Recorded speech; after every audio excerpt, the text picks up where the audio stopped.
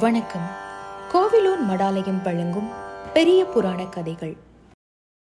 முன்னதாக 63 நாயன்மார்கள்ல ஒருவரான சுந்தரமூர்த்தி நாயனாருடைய பூலோக அவதாரம் குறித்தும் அவருடைய பிறப்பு மற்றும் வளர்ந்த விதம் குறித்தும் தெரிஞ்சுக்கிட்டோம்.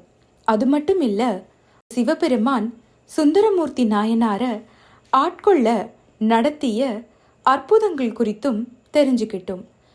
இன்னும் அவருடைய வாழ்க்கையில இறைவன் என்னென்ன அற்புதங்கள் எல்லாம் நடத்தியிருக்காருன்னு இந்த பகுதியில நாம தெரிஞ்சுக்கலாம். வாங்க, இறைவன் நிகழ்த்திய அற்புத செயல்களை தெரிஞ்சுக்கலாம். பல நாட்களுக்கு அப்புறமா தியாகேச பெருமானை சந்திக்கிறதுக்காக சுந்தரர் கோவிலுக்கு போறாரு. அப்படி போகும்போது அங்க இருந்த தேவாசிரியர் மண்டபத்துல பல பெரிய சிவனடியார்கள் இருக்கிறத பாக்குறாரு. பெரியவர்களா இருக்கிறாங்களே அப்படிங்கிற தயக்கத்தோட அவங்கள சந்திக்காம நேரடியா சிவபெருமான வணங்குறதுக்கு போயிடுறாரு. இத அந்த மண்டபத்துல இருந்த விரண்மீண்ட நாயனார் பாக்குறாரு. இதனால அவருக்கு கோபம் ஏற்படுது.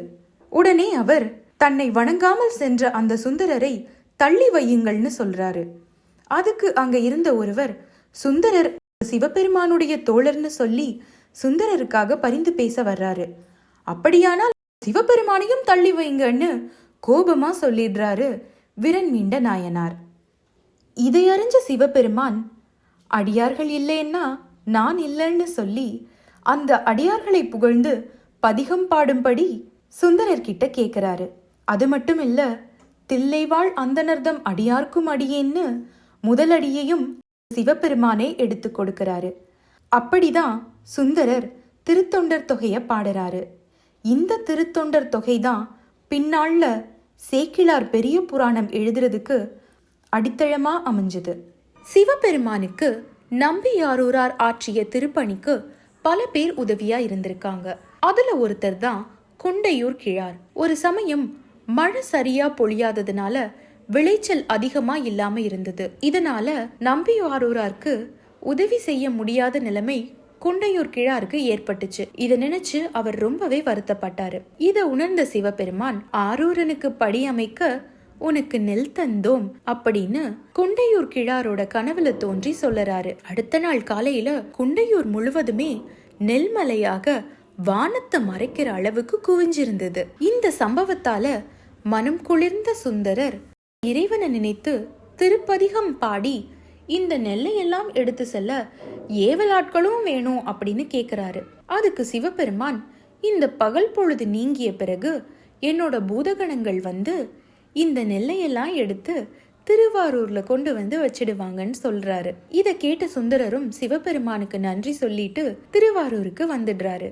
அன்னைக்கு ராத்திரியே பூதகணங்கள் எல்லாம் குண்டையூர்ல இருந்து நெல்லை வாரி கொண்டு வந்து திருவாரூர்ல பறவையார் மாளிகையிலையும் திருவீதிகள்லையும் நெல்லை நிரப்பி வச்சுட்டு போயிட்டாங்க. இதே மாதிரி ஒரு சமயம் திருப்பணி செய்யறதுக்கு போதிய செல்வம் இல்லாம பெரிய மன கஷ்டத்துல இருந்தாரு சுந்தரர். அந்த சமயத்துல திருப்புகலூர் அப்படிங்கிற பகுதியில இருக்கிற திருக்கோவிலுக்கு சென்று இறைவனை வணங்கிட்டு அங்க திருப்பணிக்காக வைக்கப்பட்டிருந்த ஒரு செங்கலை எடுத்து தலைக்கு வச்சுட்டு தூங்கிட்டாரு. அவர் தூங்கி எழும்பும் போது அந்த செங்கல் தங்க கட்டியா மாறியிருந்தது. இந்த அற்புதத்தை பார்த்த சுந்தரர் இறைவனை புகழ்ந்து பதிகம் பாடி இறைப்பணிக்காகவே அந்த தங்கத்தையும் செலவு செஞ்சாரு. திருக்கைலாய மலையில இருக்கும் போது பார்வதி தேவிக்கு பணிப்பெண்களாக இருந்த 2 பெண்கள் மேல சுந்தரர் காதல் கொண்டார் இல்லையா? அதுல இன்னொரு பெண்ணான அணிந்ததை தொண்டை நாட்டுல இருக்கிற ஞாயிறு அப்படிங்கிற ஊர்ல சங்கிலியார்ங்கிற பெயர்ல வளர்ந்துட்டு வர்றாங்க. அவங்களுக்கு அவங்களுடைய பெற்றோர் திருமணத்துக்கு வரன் பார்க்க ஆரம்பிக்கிறாங்க. அப்போ சங்கிலியார், நான் சிவனடியாருக்குத்தான் உரியவ அப்படின்னு சொல்லி தன்னோட பெற்றோர்கிட்ட அனுமதி வாங்கிக்கிட்டு திருவெற்றியூர்ல இருக்கிற சிவன் கோவிலுக்கு போய் இறைப்பணி செய்ய ஆரம்பிக்கிறாங்க.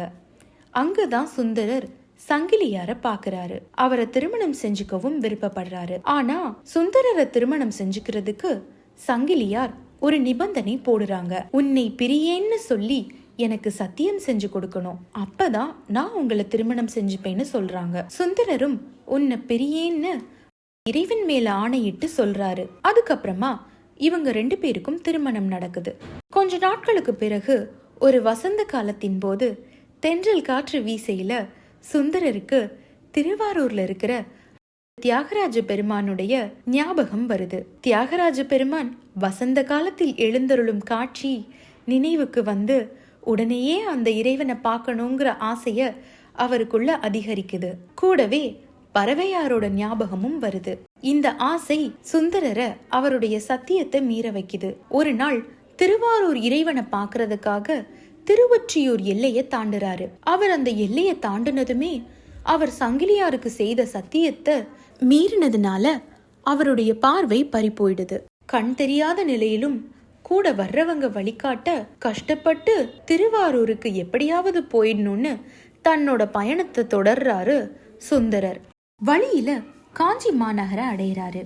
அங்க இருந்த காமாட்சி அம்மனை வணங்கிட்டு திருஏம்பகம் போறாரு. அங்க இருக்கிற இறைவனை வணங்கி தன்னோட கண் பார்வையை திரும்ப தரும்படி வேண்டி கேக்குறாரு. அதனால இறைவன் அவருக்கு இடது கண் பார்வைய கொடுக்கறாரு.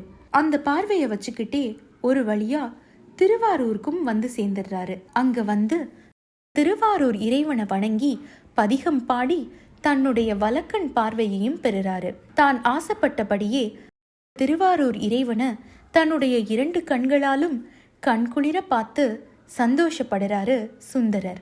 அதே சமயம் பறவையார் சுந்தரர் மேல கோபத்தோட இருந்தாங்க. சுந்தரரை பார்க்கறதுக்கும் மறுத்துட்டாங்க. இதனால மனம் வருந்திய சுந்தரர் சிவபெருமானிடம் போய் வருந்தி வேண்டினார். சிவபெருமானும் சுந்தரருக்காக பறவையாரிடம் தூது போறாரு. ஒரு வழியா பறவையாரும் மனமிறங்கி சுந்தரரை ஏத்துக்கிறாங்க. தொடர்ந்து சுந்தரர் வாழ்க்கையில பல அற்புதங்கள் நடந்திருக்கு.